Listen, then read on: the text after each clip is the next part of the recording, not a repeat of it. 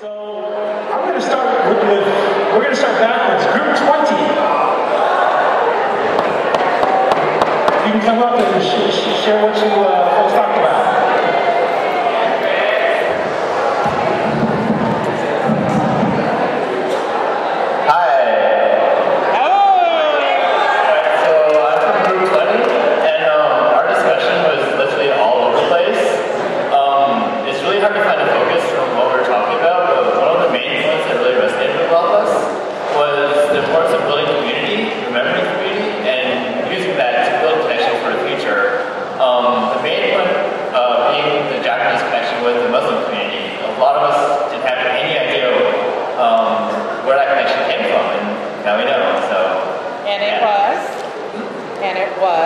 Well, the whole Muslim occurrence after 9/11, how they faced oppression from America, and the Japanese Americans kind of outraged them because they kind of said, like, oh, we know where you're coming from now, so.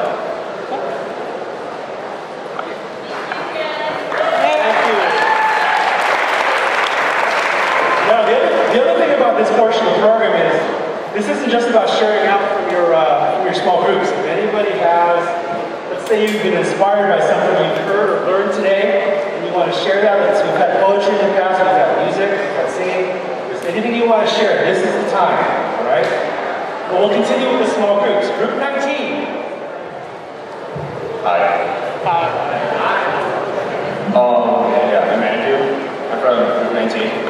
And a couple of things that we talked about while going through our discussion was, well, one thing we really focused on was how these concentration camps and how they affected not just Japanese Americans, but Americans as a whole, and how civilization changed with the civil rights movement.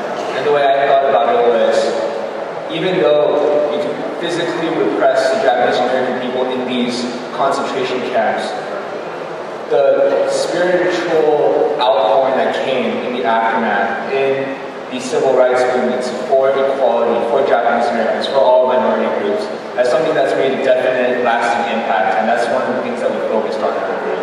And that's just one thing that I felt was really good and wanted to share. Thank you. Group 18. All at once. If you haven't picked somebody, pick somebody. You don't have someone in the group. Who's Group 18's group leader? They're not here. Okay, well, we'll come back to Group 18. Don't make me find you, because I will. Group 17. I'd like to what I felt during the discussion. My discussion group was really diverse, I think, from a different ethnicity, background and different generation. Even I'm a Japanese from Japan, and I'm an international student. So it was really great opportunities for me to talk on the same topic and listen to other different perspectives from who has a different perspective from a different generation. So I'd like to cherish the encounter today. So thank you very much.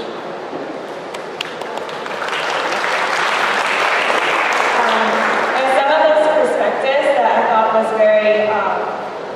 very interesting was like one man named Steve. He talked about how one of his relatives was a resistor, and I thought that was really interesting because I don't usually hear about those things about internment camp and World War II. So I thought that was really nice to hear about like a different perspective.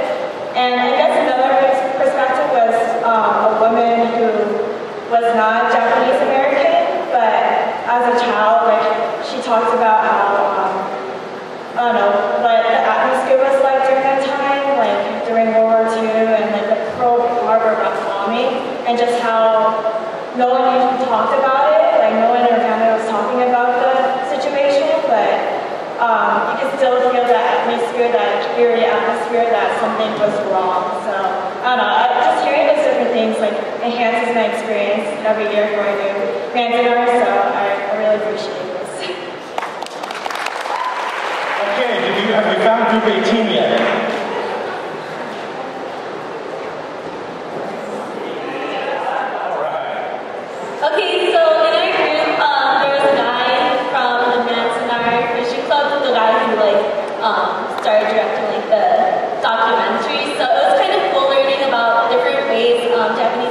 lived up their life, like although they were like in internment camps.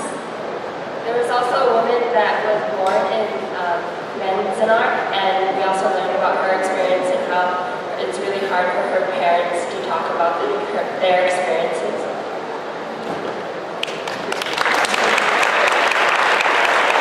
All right, group 16.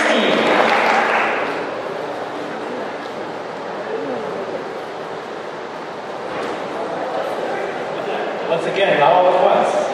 Now here's the thing. One way or the other, I'm going to find you. Okay? And the other thing is, I'm going to keep coming back to you, and everybody's going to get mad at you if you don't keep delaying the program. So, someone better come from group 16 soon. Okay. There we go. So, one of the things that I found most interesting was oh, louder. Oh, you should. People are telling me to cut it back. The perspective of the gentleman who, in his younger years, at the beginning of the war, had experienced the propaganda against the Japanese, and the way he felt now, because he believed what he was told and where the fear came from. And I thought that was a very important thing to come out, because it's the same kind of tactics that are being used now. Fear. Why we should not trust a group. And they give you all these, if you've looked at your research, invalid reasons. And I think that's an important part of bringing this information all together. We know what happened. Why did it happen? Where did it come from? And that to me was the most important thing I got out of it.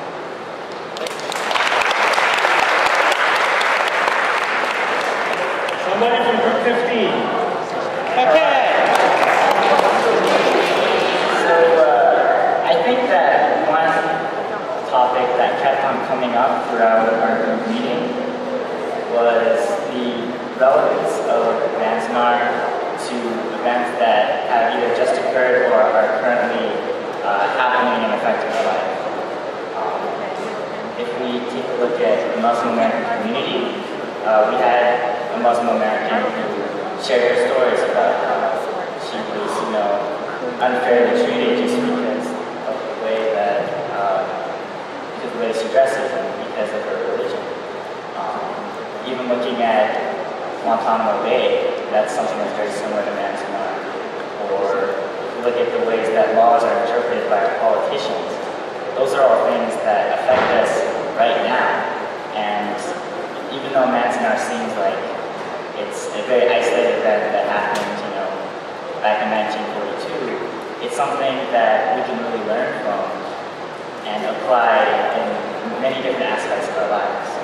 And so I think that we really need to be aware of how we can learn from Manzanar in many other different ways, and we can really continue to grow from it. Group 14. Here comes Hiromi. Okay, so there's anyone from my group that wants to come up. Feel free to come up. Some of the things that I thought was interesting in our group that we touched on was how a lot of people in internment camps, they would say it can't be helped. Even though all their property, their freedom, their rights were taken away from them, just because you have this ethnic identity, just because you have that, we're gonna take that away. But because of, they said can't be helped, they always focus on the positive. They focus on moving forward. They always work towards something to make their lives better. So I think that's something that I think we can all take away, no matter what, you can always move forward.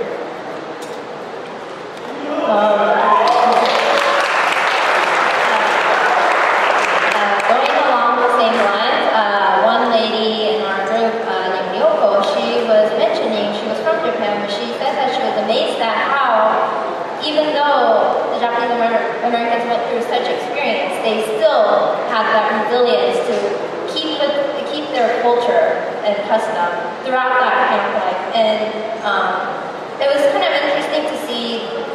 We didn't talk about not only the negative aspects of the internment experience, but we also kind of touched upon certain people that talk about positive experiences or how positive the Japanese Americans were trying to move forward. And I thought that was kind of interesting. Our group had various discussions, but it was kind of interesting to see different perspectives of what people felt by coming to here at Manzanar. So.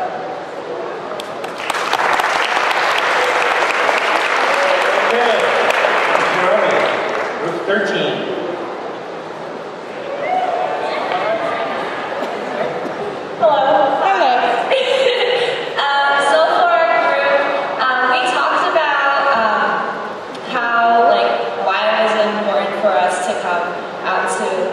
Every year, and then a lot of the people in our group stress the fact that it's very important for us to remember and carry on what happened in the past and really pass on to our future generations, as well as learn from what happened in the past and prevent it from happening currently, as we can see in a lot of our current issues dealing with specifically the Islamic community.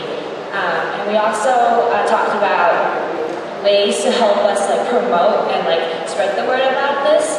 And a couple of the members in our group, they talk about signing petitions and being out there, spreading the word, trying to invite friends to come to future pilgrimages like Manzanar as well. And then we also had one person suggest that they have this one ongoing project with Go for Broke.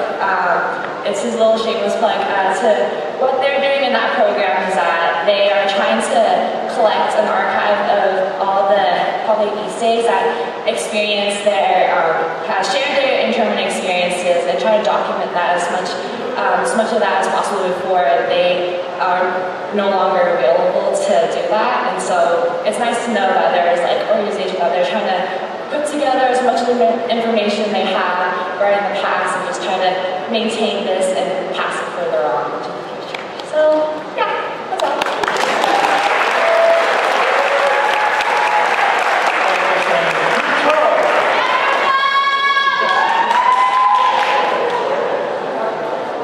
Yes, it is. Group 12.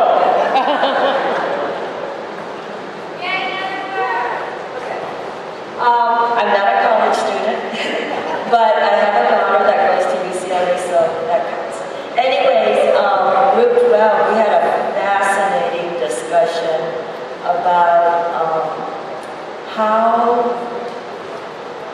should I put this? Well, let me tell you about all the people we had.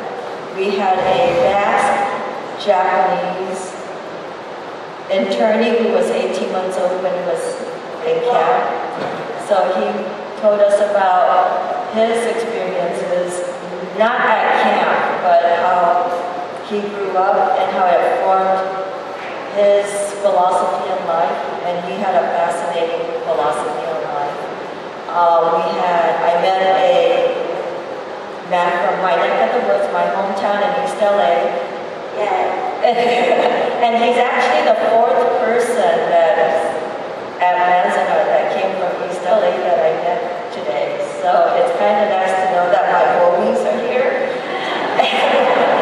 And then we also had somebody from Japan, and she talked about how Japan is such a homogeneous country that you don't realize all the hardships people experience in this country. In Japan, they don't have these kind of hardships where there's not much prejudice in Japan because everybody's almost the same. So she's fascinated that we're such a multicultural country, and which is good, but at the same time, as you all found out today, it does have its downfalls. And we also discussed what the younger generation has to face in our times today, and I think they have a big responsibility as students and young adults.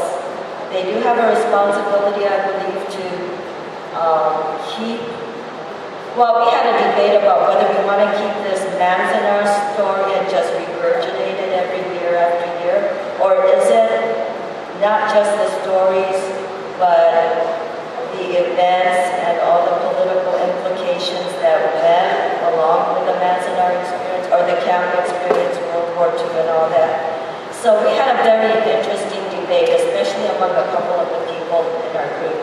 It was fascinating. The only regret I had in our group was that we did not have somebody from the Muslim community with us in our group, and I wish we could have had that. But that's rough.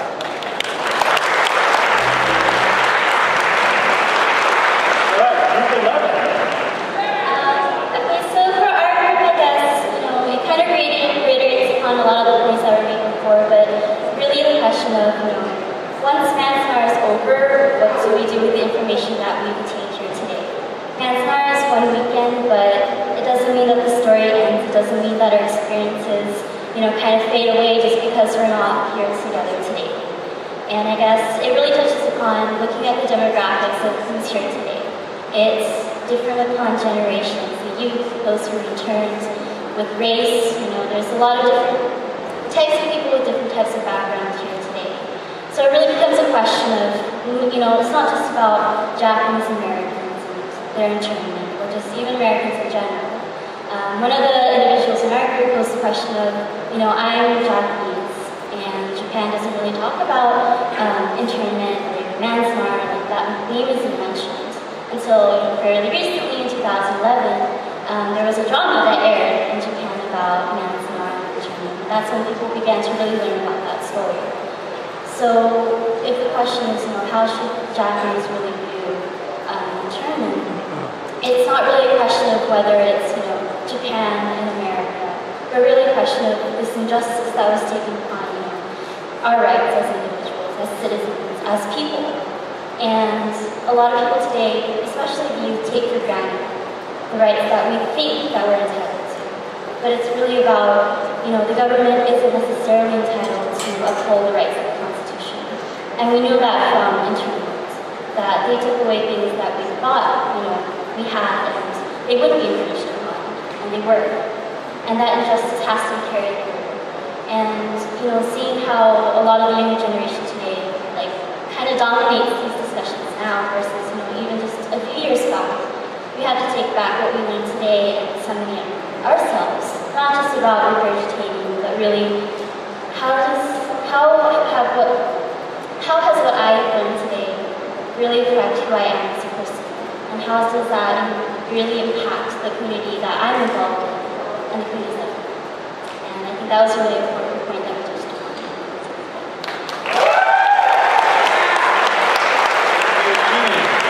Group 10. If Dawn is in the room, can you please walk up here? I think you're on our way. I think he did too, so I can talk about it. We had a really great group. It was really diverse in terms of age and nationalities and ethnic backgrounds. And Don, who's supposed to be up here with me, he told us that he's in the movie Manzanar Fishing Club, and his father was in the club, and he told us the story behind it. But we talked about the incarceration. We talked about its things today that worry us about the history repeating itself. We talked about Guantanamo Bay. We had an 8th grader who was picked on at a school because he's Palestinian, so we talked to him about that. It was just such a diverse group, and everybody was really open. Everybody talked. I think what we learned is that even though we have different backgrounds, a lot of us have the same experiences. And we talk about not letting stories die. Talk about your stories and own your stories and tell them to others.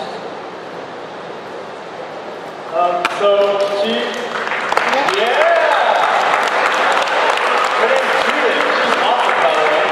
But, so she basically covered everything we went over. So I'd like to just talk on a more personal note. So the 8th grader she mentioned, his name is Omar.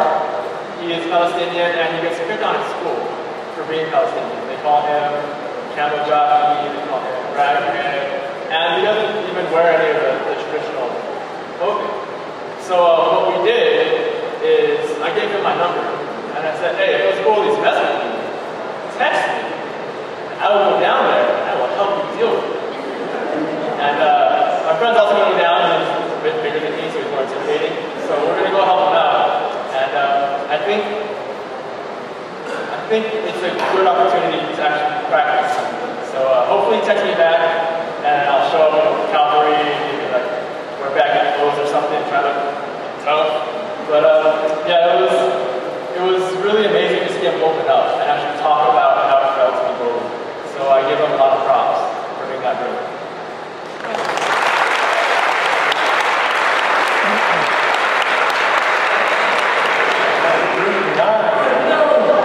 I don't even know what to say. I'm the group leader, and basically our underlying theme of the whole entire discussion was perspective. We had someone from Vietnam, we had someone from France, and we even had someone from Turkey that actually was able to share their thoughts. And we talked about what they learned in history and the things that were really relative, what wasn't taught, and basically the only way to really find out what happened is to experience it. And so coming to Manzanar, you can only imagine so much until you're actually here and you really sense it and feel it and use all your emotions involved with it.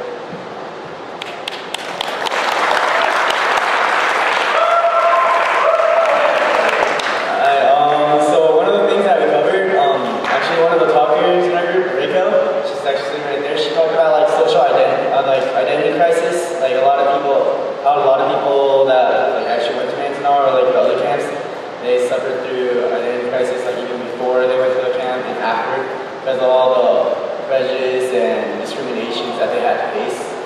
It was like really cool just like learning about that, because like some people in our generation don't actually have to go through that, or more or less, but not really. So it was like really great to understand how people of the past, like people of our race, what they went through, and learn everything. It's pretty cool. And we got like insights from all the other races, not just like the Japanese side, but yeah, other ones like you covered.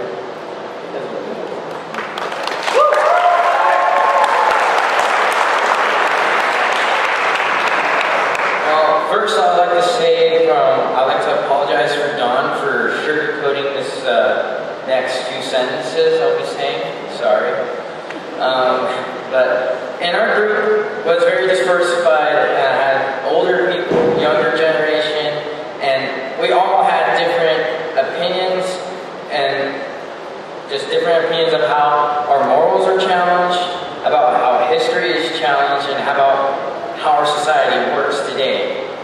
And just from all different points, we mainly discussed that how can we make sure that in prison camp won't ever happen again? How can we make sure that this will never happen to anyone else or just anything at any time later on in life or in history? And we concluded that somehow we would have to stop the future process of this internment camp, prison camp, by changing the system, by influencing the system, or by just being spoken, just being out there, just speaking to people, not just being here at this pilgrimage and talking to people about our discussions. Some of us have to go out there and tell others, different people. We gotta go out and do speeches, or just let other clubs know, so we're just Asian American clubs, not just know about Asian American history. We all have to tell someone else about our experience of today and what we experienced just from learning throughout our lives.